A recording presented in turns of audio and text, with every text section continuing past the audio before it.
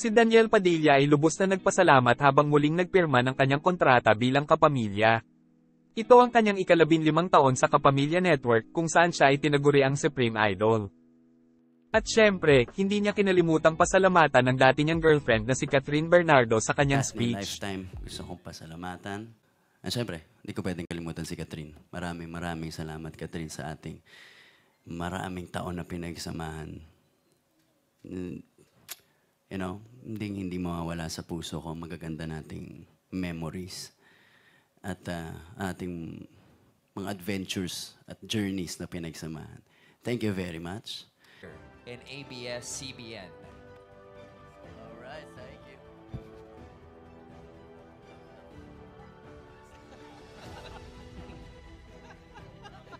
Joke lang yun. All smiles for DJP.